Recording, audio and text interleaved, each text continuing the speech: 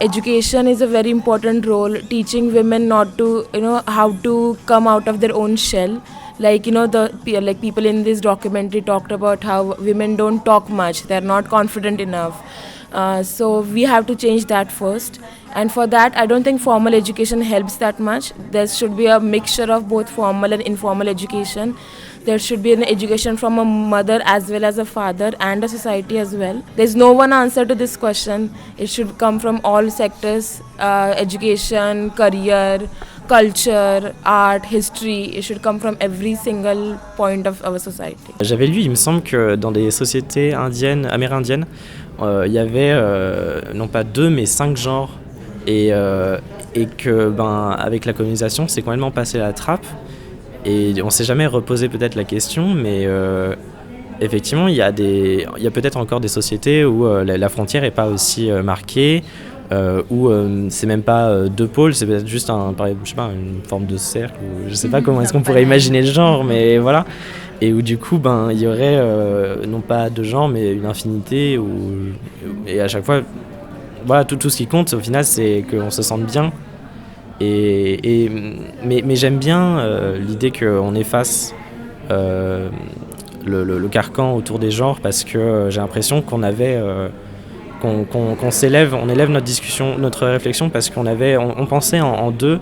Et on peut penser en une infinité de choses. Et on se bâtira plus sur nos genres, on se bâtira sur ce qu'on aime, ce qu'on fait, et c'est plus intéressant au final. Parce qu'il est là le problème, je pense. C'est genre on a bâti les autres et on s'est bâti soi-même sur on est une femme ou on est un homme. Et c'est ça au fait qui, en final, qui fait tout ce qui est des inégalités de comportement, et plus que d'avoir des modèles. Ce qui est compliqué, c'est de remettre tout en question, de vouloir mettre tout à égalité. Voilà, moi je suis contre l'égalité homme-femme, je pense qu'on a chacun des rôles. Après, on n'est pas identique, c'est ça que tu veux dire. Exactement. En revanche, par exemple, l'égalité salariale, bien sûr que je suis pour. On est égaux en droit. Voilà, exactement. L'injustice qui se crée, Mais nous sommes deux personnes différentes. Et je pense que la nature et la société ont fait qu'aujourd'hui, il y a aussi une histoire, une culture. Je pense qu'on peut en effet améliorer les droits des femmes, les droits des hommes aussi d'ailleurs, sans avoir à créer cette égalité purement dans les termes, quoi. Ce n'est pas encore dans le débat public, je pense. Tout ce qui est du genre, on a tout de suite braqué des pancartes théorie du genre pour faire peur, et tout de suite ça a été très très vite mis sous le tapis.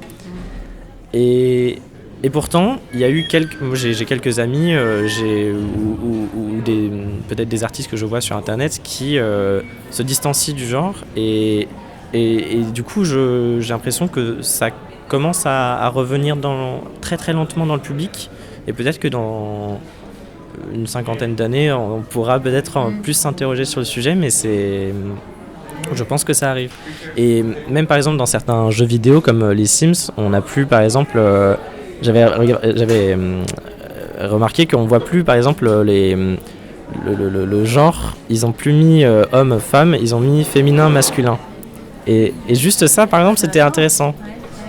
Parce que dans un jeu qui est connu au moins de nom par tout le monde, il y a cette référence-là. Et ça réconforte d'avoir des cadres, mais c'est un peu comme tout. Hein. Tout ce qui est, je pense, religion ou parti politique, ça survit beaucoup parce que les gens aiment avoir des règles ou se dire tiens, je suis dans un groupe qui pense ça, donc je dois penser ça. C'est rassurant au final, parce qu'on n'a pas à penser, à trop réfléchir.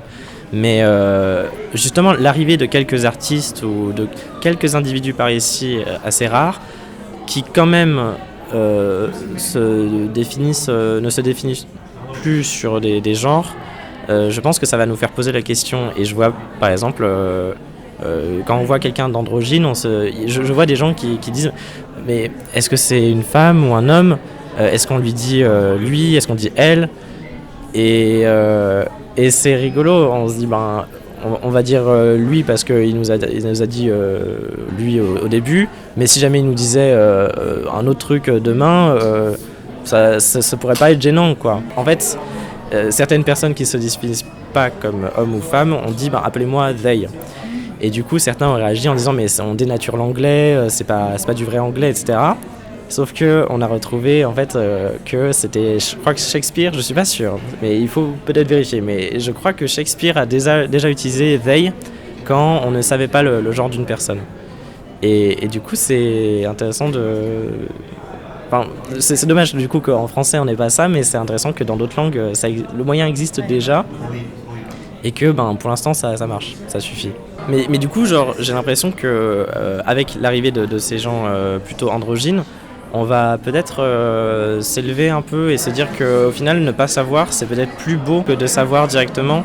Et moi, j'aime bien le côté intriguant je sais pas, quand on voit une photo d'une personne androgyne, je trouve ça intriguant. Effectivement, ça peut déranger parce qu'on se dit, on raisonne encore, on se dit, est-ce que c'est un homme ou une femme ?